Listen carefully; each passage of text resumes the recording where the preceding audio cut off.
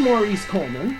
I'm Paul Signorelli. Welcome to the Information Gone Wild podcast, brought to you by the San Jose State University High School. I'm Essraa Nawar. In this podcast, we discuss all things information science with our noted guests, and today we're fortunate to have with us Todd Grappone and Leo Lowe. Todd is the Associate University Librarian for Digital Initiatives in Information Technology and Research Data Services at UCLA. He's been involved with AI in libraries for over a decade and has been working with the UC libraries on AI for the past few years. He's involved with the California Libraries in AI, a statewide working group on the intersection of AI in libraries of all kinds.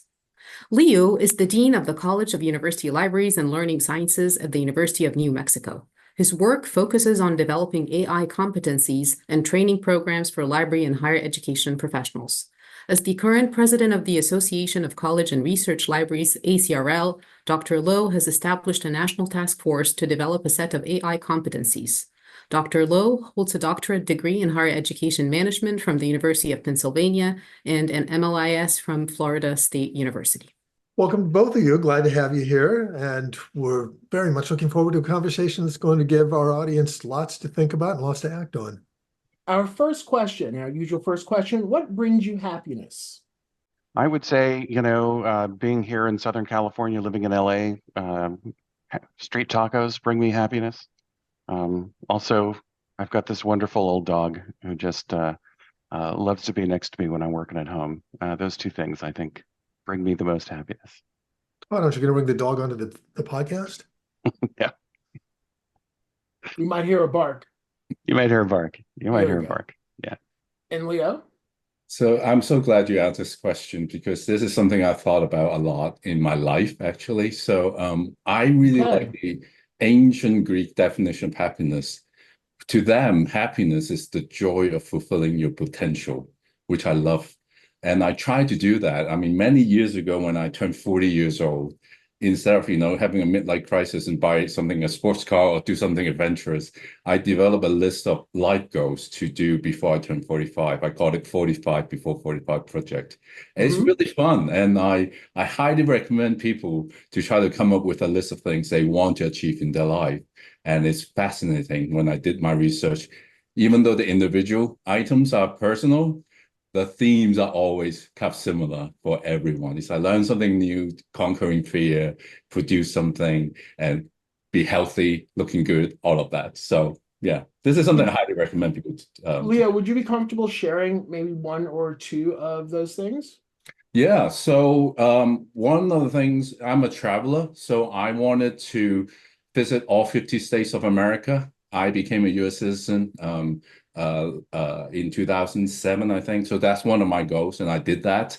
I think on my 43rd birthday to visit my final state, and then something like I said, conquering fear. I skydived, so that was exciting. Wow. So I did it on my 41st birthday. Wow. So yeah. What we're going to look at today is artificial intelligence and librarianship and information. So let's start off with the obvious acknowledgement that we're hearing a lot about artificial intelligence these days. What are one or two basic things that you think our colleagues in libraries in the information field should know that might affect our work? I'll start off by saying that I think, one thing we should know is that the promise of AI and what AI does a lot of things that we do in the libraries, and it does it pretty well. And I'm not trying to scare anybody. We're really, the idea, I think people really need to start looking at the technology and embracing it as it has practical applications within the library, because it does. I don't see it as something that's going to replace anything we do. Will it enhance? Will it make it faster? I think it will. I think it's going to be a real part of the academic landscape, whether that's in the library, in engineering, in humanities. And we're here to serve campus and to serve those research scholars. And the more we know about how they're doing the research, the better we're going to be to provide teaching and learning and research data in a way that they can actualize it for the research they do. And as I see our humanities scholars trying to do text manipulation with things like large language models, it's really begun to kind of change the way I think about providing access to our digital collections.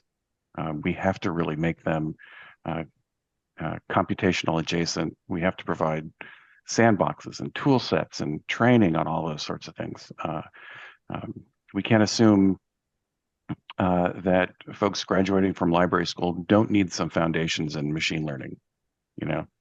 That's got to be an assumption. Leo, I'm really curious about how you might answer this part of the question too, because I think, machine learning basics, Python, I mean, these things should be core to the information profession these days. Yeah, I definitely agree, especially with AI not replacing human, it's to augment what we do, and then we should embrace it. To me, I think one or two basic things is that even though generative AI is making all these headlines, and this is what ChatGPT is making it widely available to the public. Generative AI is just one subset of AI in general. I think that's something that people should know, even though when you hear about, ChatGPT hallucinates and all of that stuff, it is very specific to one type of AI. And there are other kinds of AI that are doing amazing breakthroughs in medicine, in science, in all the other things that are quite different than generative AI. So I kind of want people to be aware of that distinction as kind of at the beginning, and there are strengths and weaknesses in different types of AI. So knowing a little bit about the I would say mechanics, like what Todd said, you should know a little bit about machine learning, and then you realize there are different ways or different types of AI. I definitely agree that library schools should really think about incorporate that into the teaching and learning of the training of the next generation of librarians. Leo, you mentioned in passing something that's getting a lot of attention, that whole concept of hallucination. Could you explain that a little bit for people that aren't familiar with it and give an example or two? Sure. So a generative AI or large language model is basically a prediction machine. So they ingest or they learn from a vast amount of data, and they recognize patterns in those data. And with the data set large enough, it becomes so powerful that it can almost predict very sensible things or very true, accurate things. But it's a prediction, it's statistics. There's always a chance it will get it wrong or you make up stuff. And that's what people call hallucination, is that when it doesn't really know, quote unquote, know what it is, but it predicts based on past patterns, but it's not true. And make it sound so real and so accurate. And it actually thinks that it believes that is true. And the people use the term hallucination. It may not be completely accurate term to describe it, but is what we have now. So it makes up stuff, basically. That's what it means. But it's getting better. I mean, I'm sure both of you, everybody on this podcast, including my two co-hosts, are using AI on a regular basis. And my question to both of you is like, how are you actually currently incorporating AI in your day-to-day work, or whether it's personal, professional, maybe some of your colleagues? So just kind of make it real for our listeners and tell us how are you using AI in your day-to-day work? Well, believe it or not, I'd like to field this one a little bit because my approach really has to do with practical applications of AI in the library. And we've been doing just a couple of things at UCLA. One is we've got large collections of digitized materials that are basically undescribed, and they're difficult to describe. So we've got collections of political cartoons or political flyers, and these are things we have digitized. We've got archival backlogs where we've got pictures of things.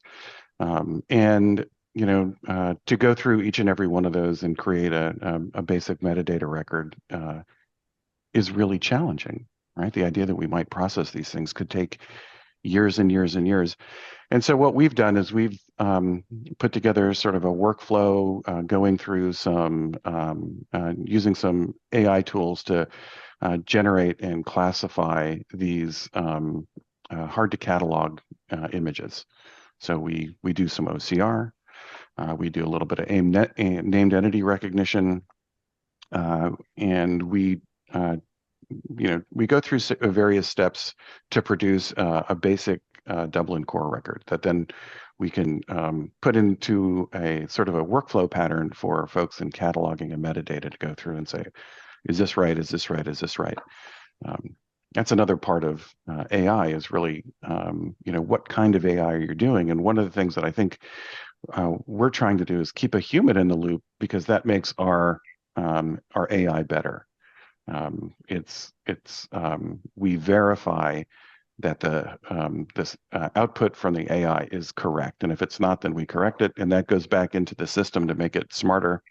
But it also potentially will save us a lot of time in doing some of this processing. So for me, I mentioned that we should be aware of the strengths and weaknesses of this technology, and it's changing all the time. Like Essraa said, yes, there's hallucinations getting better and better, but we should be aware of what is capable right now and to use it in the proper way. So my big thing is, I don't even think my library or most libraries are as advanced as, let's say, UCLA, that they can incorporate AI into a lot of the core kind of operations. So the first thing I'm very, pushing for is to educate people, to help them learn about this new technology, to give them the opportunity to experiment and explore. And then they can, with that kind of knowledge, they can make the informed decisions on how to find ways to incorporate that to help them with the tasks that they do. So right now, at my college, we have several upskilling programs. I pay for the premium version of ChatGPT, basically, for people to use, and they form communities of practice, get together and share, how to prompt, what are some of the concerns, hallucinations, how to mitigate that, or even investigate why that is so in, let's say, reference. So people are using it or experimenting it in different areas, but we're looking to see how we can incorporate that into the actual operations.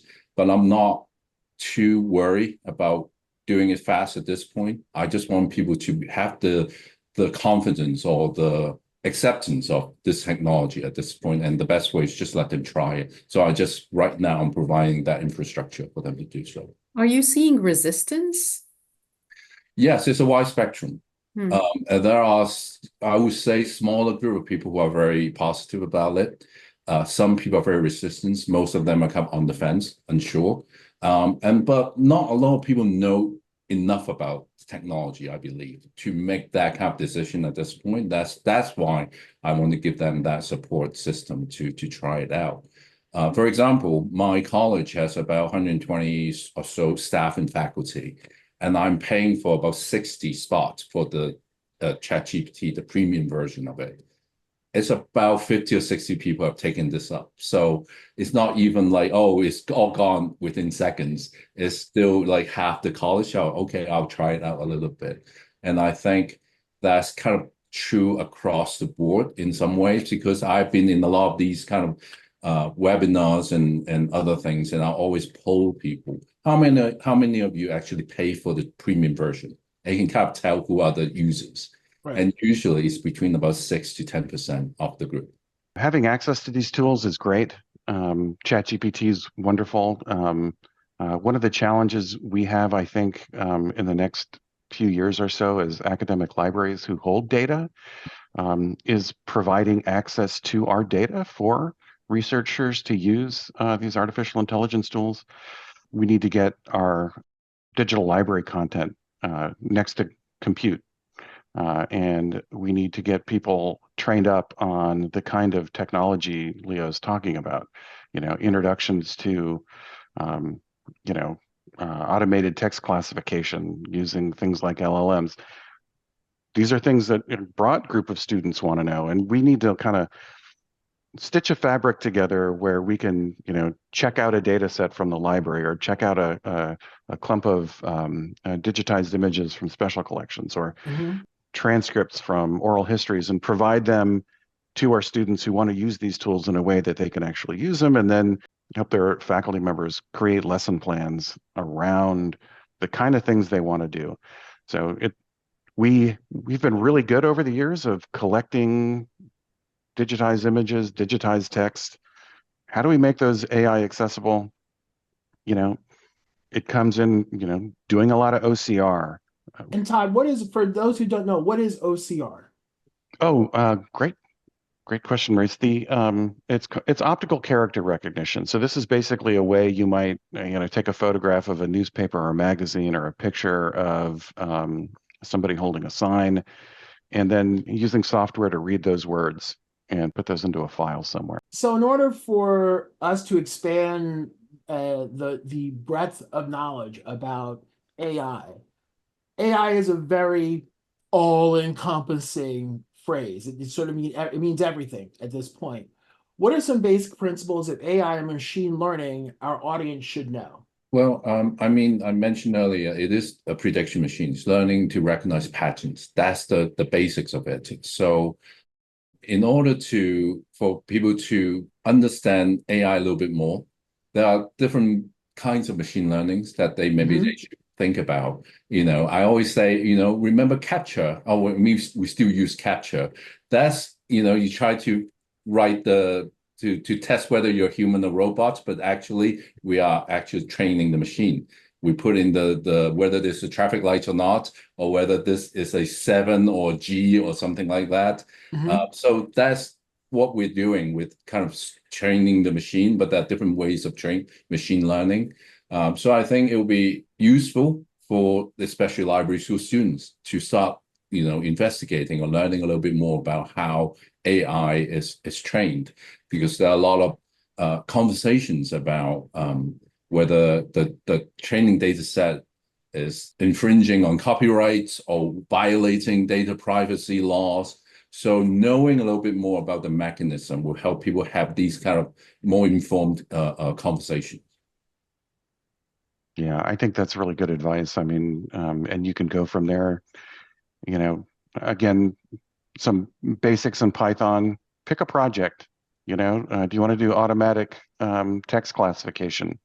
And Todd, for those who don't know, Python is a programming language, correct? That's right. Okay. Thank you, Maurice. You're keeping me honest here. I really appreciate it. Yes. You keep it as educated too, because I'm just going, what was the acronym? Okay. Oh, Thank you, yeah. Maurice. Python is really a scripting language. It's kind of foundational to all the stuff we're doing with machine learning. I mean, it's just sort of a really good foundational technology, a data fluency, if you will, that if you're interested in doing these sorts of things, you really should have. After that, I always like to do is again, sort of pick something. Text classification is the one that I like, because you can use existing LLMs, large language models. You don't have to train your own algorithm, which makes things a lot easier for you. I mean, computational resources you don't need to worry about if you use somebody else's model. Or if you're interested in search, that's a really good way to start thinking about this technology, because there's different kinds of search. One can use GPT-3, GPT-4, Bing Copilot, and then if you're interested really in deep search, RAG systems, Scopus AI, and Elicit. These are a lot of really good technologies that one can use. What are some examples people may have heard of the other types of AI? It's image creators or things like Otter AI, which listen to you and translate your stuff. What are some other things that people may have experienced already and don't know is AI? Well, maybe I can add a little bit to what talk about RAG is retrieval augmented generation. So if we look at ChatGPT, it's a fixed model. It's I think the newer ones are updated very quickly, but it's fixed. Let's say it's only to April 2024. I'm just making a date up. So the data is only there until that date. So whatever happens today, you cannot access it, or you would not know. RAG is you can use ChatGPT as a kind of an interface, and go to another set of database or the set of data and retrieve the most relevant or most updated data so that you get more accurate, so that you reduces the chance of hallucination a little bit. And RAG is what a lot of the vendors are thinking about using or trying it out. What talk about Scopus AI. Scopus is by Elsevier, which is a big, obviously, database vendor, and they have we use their database to search for a lot of articles. So with a RAG system, you can go to their specific database to find that specific article instead of just a general chat GPT data set, which is just straight from the internet that may not have very specific access to these things, which makes information discovery very different. Will make it very different in the future. First of all, is that, well, how will it change the business models of all these different companies? Would they want to protect that a little bit more? Right now, we have open access, right? We librarians want to advocate for open access. We want all information to be free for everyone. And sometimes it depends on how we do it. Most of the times, we just pay the publisher several $1,000s to make an article open access. Now, that's the value they place on it. Now, would that value change once, this new business model comes into play with the RAG system, so that, other people cannot use it to train their own, data or large language model? I don't know. I'm just seeing there will be perhaps some changes moving forward. Whether that would affect open access, maybe.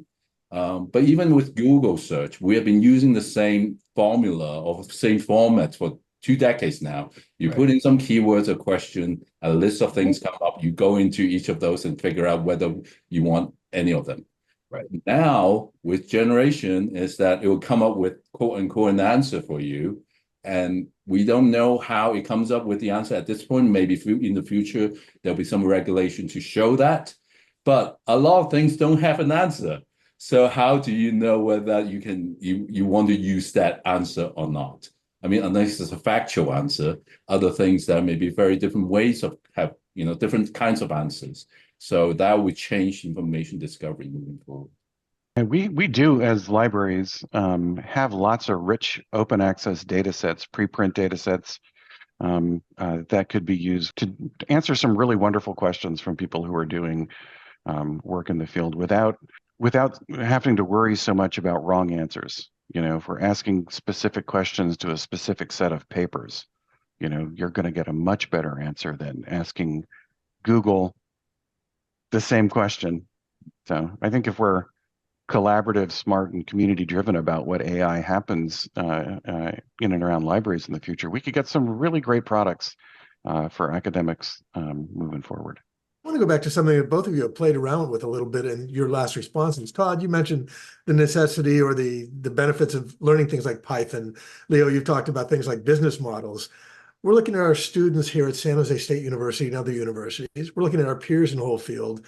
And more, I think we're starting to ask ourselves, in any formal academic setting and in our efforts to be lifelong learners, we are sort of overwhelmed. What would you suggest to people to overcome that challenge of trying to keep up and make sure that what you're learning is applicable and isn't outdated before you even begin to apply it? Don't let those sets of questions stop you. Keeping your tools up to date is going to be much easier than waiting 5 years and then learning something, from scratch again. We talk a lot about large language models. There's small and medium-sized language models that people could use. It's technologically, it's not a lot different, but it's certainly a much easier approach. There are also some pretty good things like carpentry's lessons out there that one could follow in order to learn a little bit about basic introductions to AI for GLAM that are broadly applicable. I'd be happy. I don't know if you guys have show notes. I can drop a couple of links in.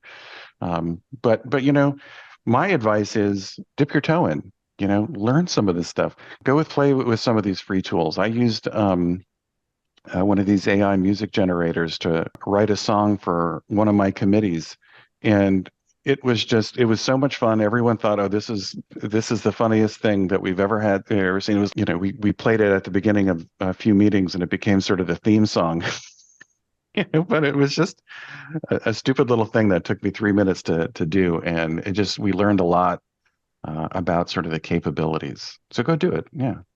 Can I ask a follow-up question before my real question? Do both of you are leaders in your libraries between, Associate University Librarian and a Dean of a library? Do your academic librarians actually incorporate AI literacy to their information literacy sessions and bibliographic instructions? We are beginning to. My college is very unique. We have a library. That's the biggest part of my college. We also have an academic degree program in learning sciences, from bachelor's all the way to PhD.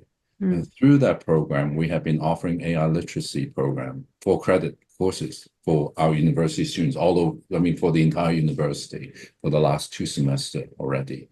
So we're doing that, not for that part, not necessarily in AI literacy, but yes, we've been offering that. And my librarians, several of them took part in that upskilling program I talked about, the cohort-based community of practice, and they were working on incorporating that. So there will be, classes on using AI for information literacy. And obviously, you mentioned earlier in the intro, I'm the president of ACRL. I just set up a task force for AI competency for librarians. Hopefully that the goal is to have a set of very basic but essential AI competencies so that people can build on that for information literacy, for cataloging, for other things. And ACRL, we have the information literacy framework that was created several years ago. This year we'll be beginning to review it. And one of the big things is to add AI or algorithm literacy into that framework. So we'll see how that goes. That will take a few years probably. If you go around and you talk to any researcher at a research institution, almost to a person, they're talking about how they use AI in the work they do. And we initially at UCLA, at the library, at the Data Science Center at the library, worked with some, pretty advanced research scholars on the kind of research they're doing. We then started teaching their cohorts of faculty and grad students some of the principles of the things we're doing. In addition to what our InfoLit folks are doing, we are doing some upper division undergraduate work in introducing these concepts and programs. So from my perspective, I don't do a lot of education for first-year undergrads. Mostly what we've been doing has been research scholars, and trickling down to upper division undergrads. And you can see where these lines are going to meet real soon, because it's been really just a couple of years. Todd, I'm more or less here circling back to the initial question I asked you, which is, what do we need to be telling our students? I'm hearing you say, study outside the field as well as inside the field. Yeah. So if I may, going back to that question earlier, I think that my advice will be to focus on things there are two things. One is expect the things you learn will be outdated. That's kind of the way it's going to be. It'll be faster. So just expect that. So in order to deal with that, maybe work on things that work on learning, how to learn, basically, how to keep learning, be curious, how to work on your curiosity. How do you find things to rather anticipate what's coming next so you can be ready for it. And also on your critical thinking skills, that's always going to be important. And so having those kind of foundational skills can help you learn all these new things. And like Todd said earlier, doing it so that you're not so far outside of that loop that you have to start from scratch. As you learn one thing, the next thing is going to be somewhat similar anyway. So you can kind of jump from 1 to 2 and not have to jump from 1 to 5, for example, for the 5th version. So that helps. Librarians are the original prompt engineers. And, we shouldn't really forget that. And I think, a lot of what we've been doing over the years with information literacy has been, extracurricular, really helping our students understand what it means to be a university student, how to find information, how to do these things. When we teach some of these AI principles, Python basics, those aren't available to every undergrad in their curriculum, in their department. So they have to come to places like the library. That's just sort of the way it is. And that's been a role we've had for decades, and one I think we should continue to embrace. Yeah, I agree 100%. That's why when people start talking about the library of the future or future of libraries, I mean, libraries have existed for thousands and thousands of years. Nobody ever asked these questions. So I'm excited that we all continue to embrace our profession in different ways and in different roles. But I'm going to take us to a completely different question. In our effort, I know Maurice and Paul and I are trying to humanize our guests and the profession and people that work in the profession. And I recently wrote an article about our etiquettes with using AI tools, specifically ChatGPT, because all of us are trying to explore it. And the title of the article was, "Do you say please and thank you to ChatGPT?" And because I started to call myself into, I never really say anything about that to ChatGPT. And I asked some of my colleagues, and some of them were like, yeah, of course I do, and of course I don't. Doesn't really matter whether you say please or thank you in the outcome that you receive. But what I started thinking about is that it could make us rude, because you can be also very blunt and direct with your colleagues on Teams, because you're chatting with ChatGPT, but then you also chat with your colleagues on Slack or Teams or whatever tool you're communicating, or even email. So I'm going to actually ask both of our guests, and maybe also Maurice and Paul can tell us what they think, just really briefly. I'll share something actually. Actually, there's a lot to unpack there. I would love to see studies on this, because now large language models learn from human communication. When you say please, it can react in a different way than you being rude to it too. So I would love to see some studies on this. I think there are some papers on this already. But the story I want to share is it can actually help people who are not very good at communicating with humans. People who, let's say, are a little bit direct or blunt in their communications can use ChatGPT to soften it a lot, very easily. And that can make them actually better communicators. And at the beginning, they may rely on it, but eventually they may actually learn from it to be a actual better communicator. So in a way, you can kind of flip it and say, encourage people to use it to help them develop into a better communicator.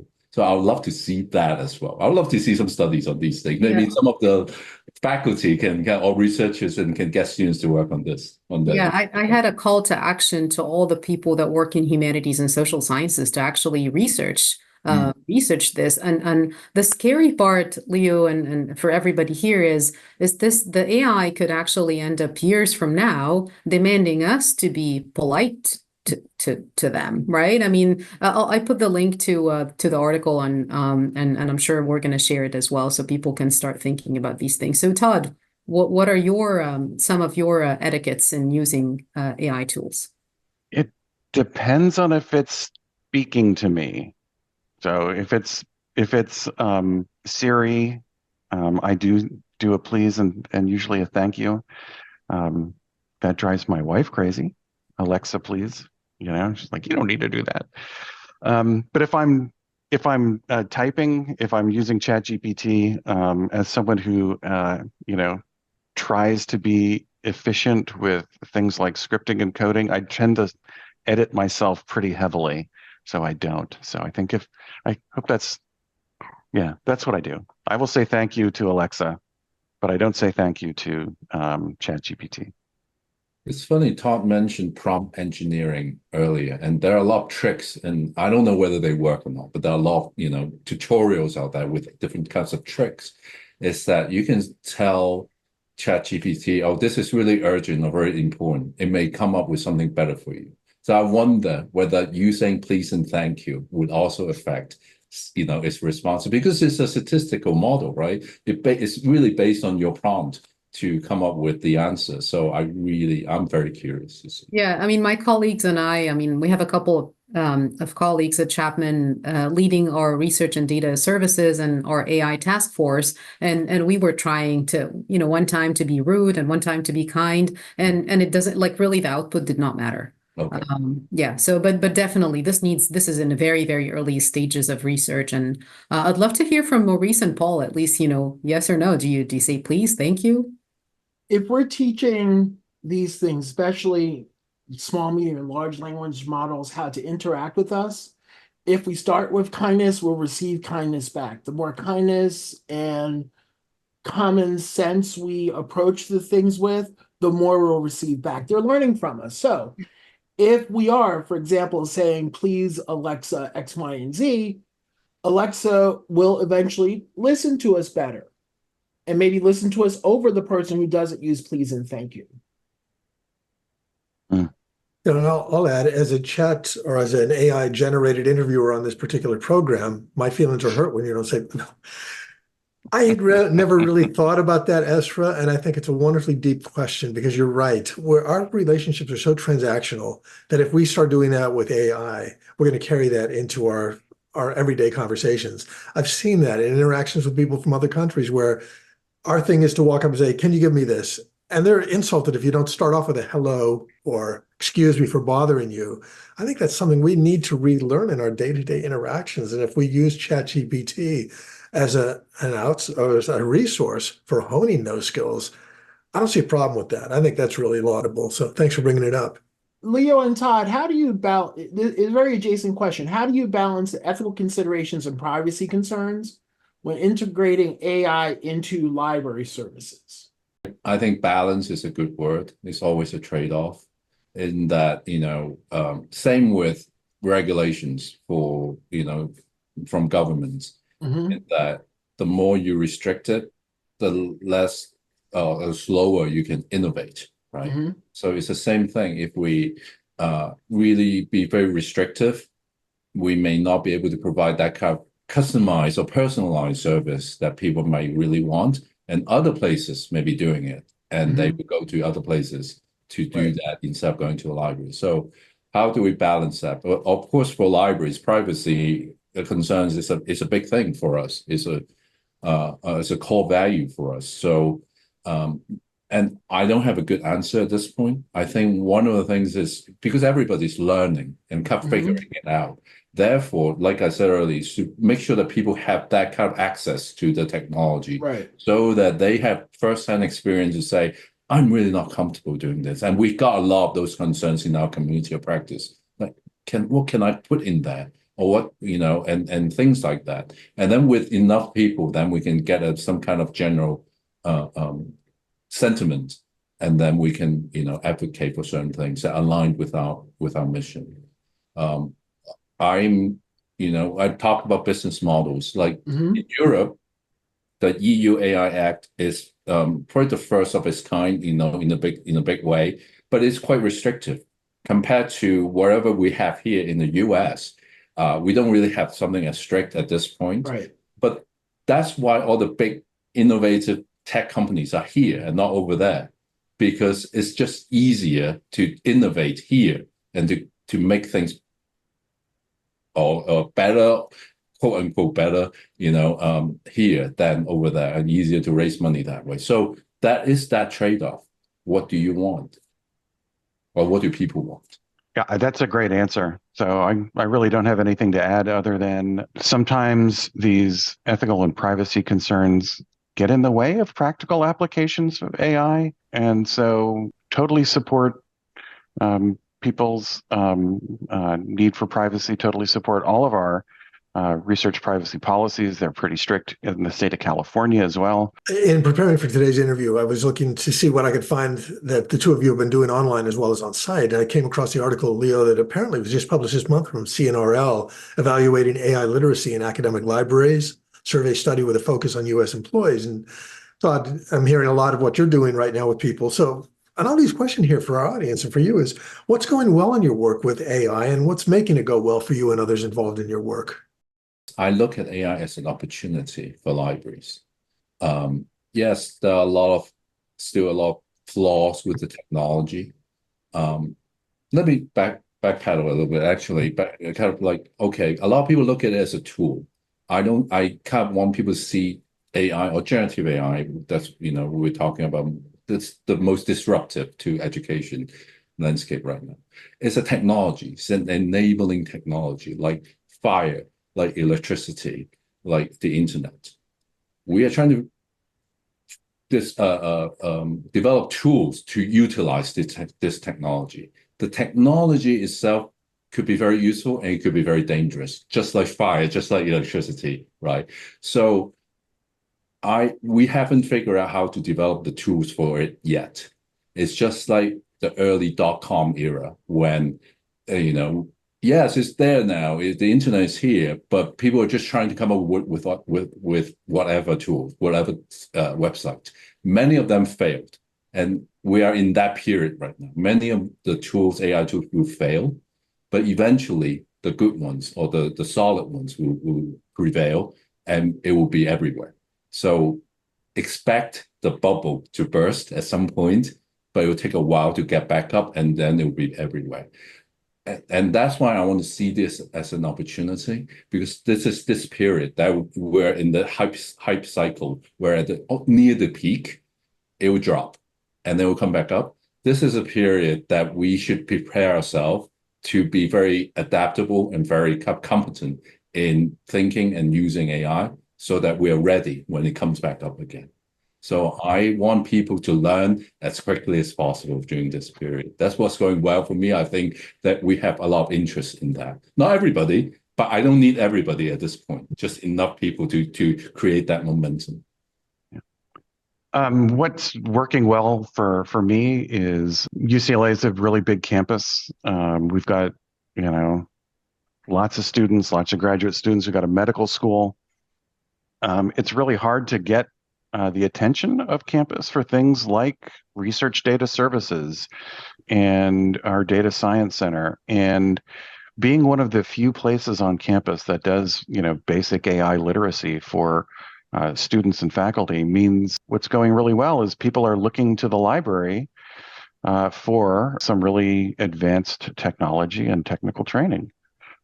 We've used it as an opportunity to create lessons in how to do open source software. We've taken it as an opportunity to work with capstone students and other more advanced students, and a way of really showcasing some of our research support services and platform in a way that feels a little unique on campus right now. I have a quick question, and I know we're running out of time, and I know Maurice likes to also embed some mental health questions at the end, but how can AI be used to enhance diversity, equity, and inclusion initiatives in libraries? That's something I know all of us have been working really hard in libraries and in our profession to enhance. So how can we imagine AI helping us with these initiatives? I'd love Leo's perspective on it, but I could take just a quick stab from my perspective. Is one of the programs we have at UCLA is called the Modern Endangered Archives Program. And this is a program where we work with very small regional archives and libraries around the greater South, which is the new way of saying the global South.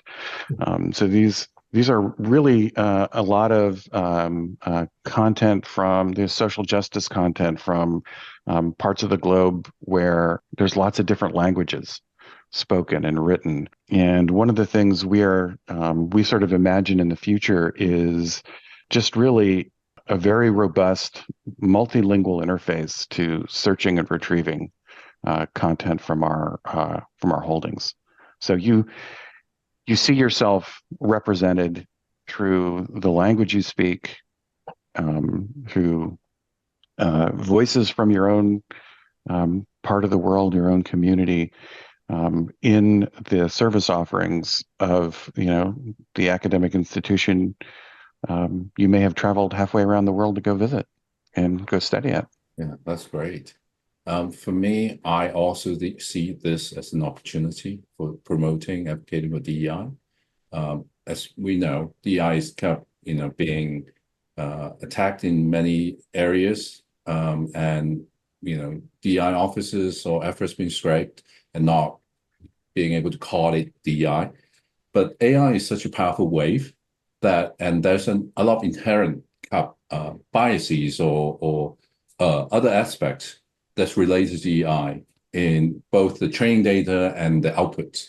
So this is actually a good opportunity to actually talk about or promoting, advocating for DEI without even saying it, so that you can actually do it in places where it's actually a little bit difficult right now.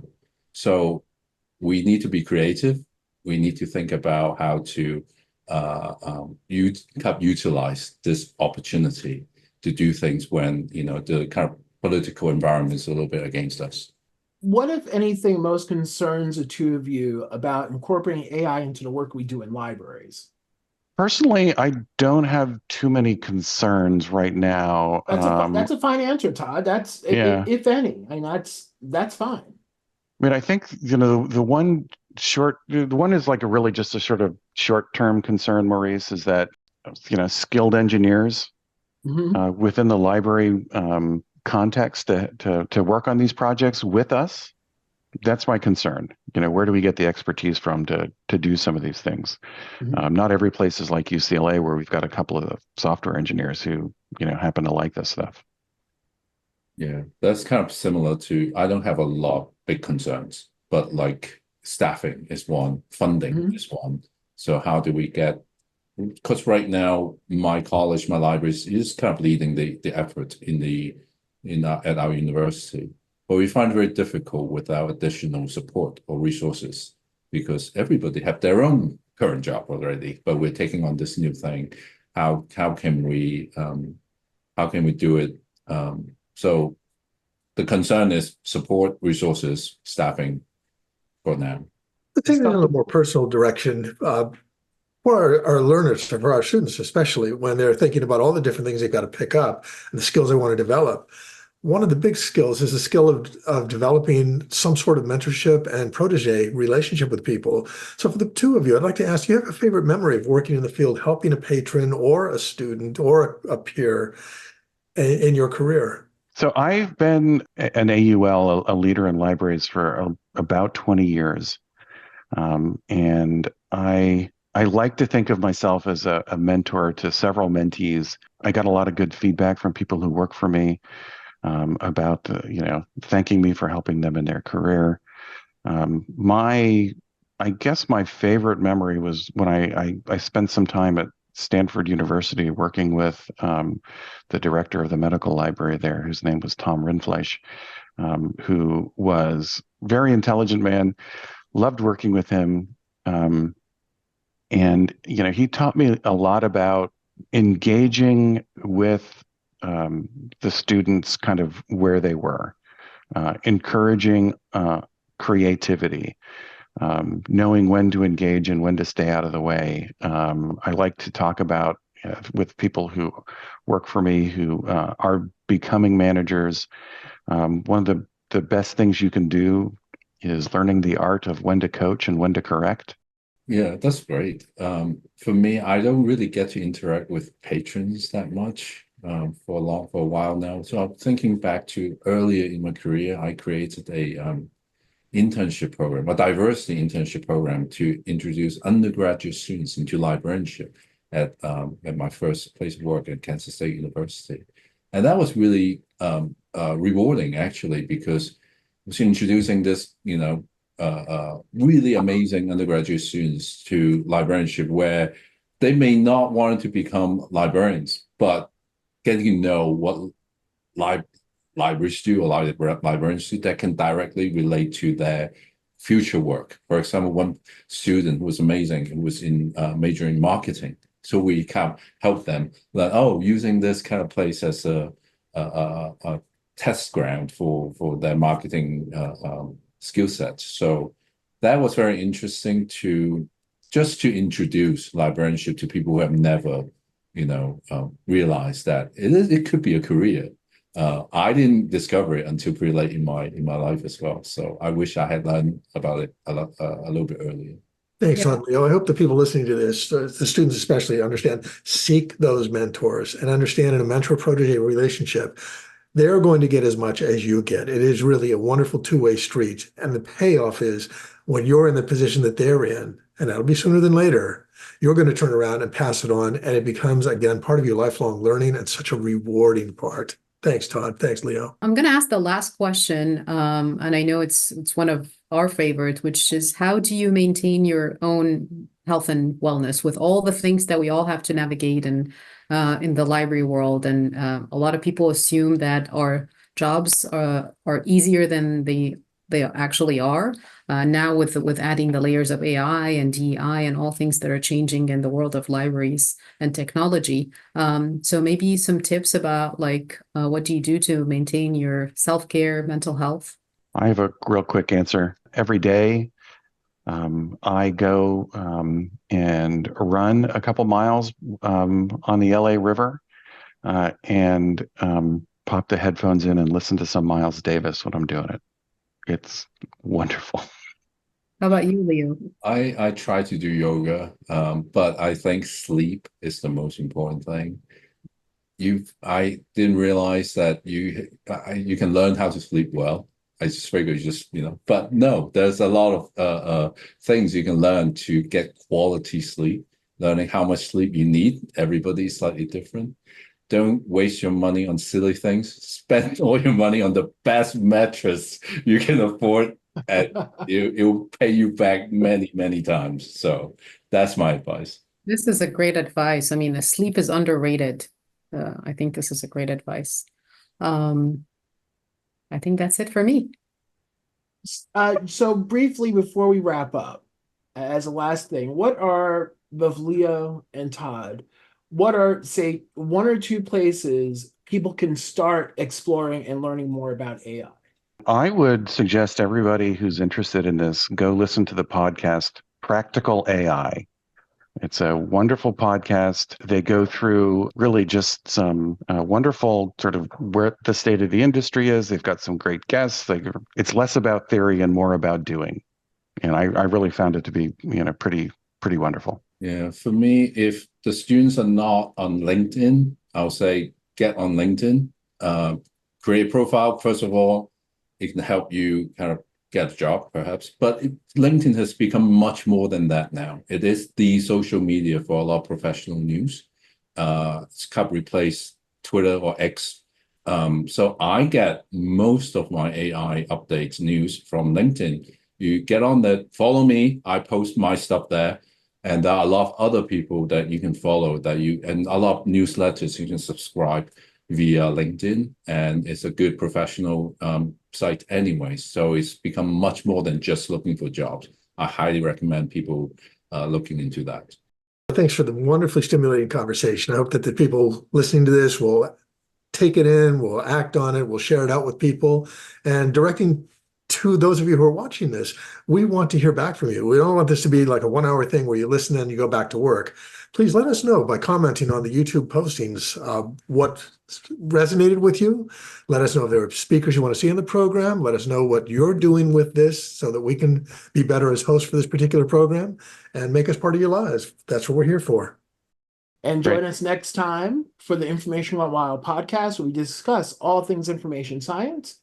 And thank you for joining us. And thanks to the Santa State University iSchool.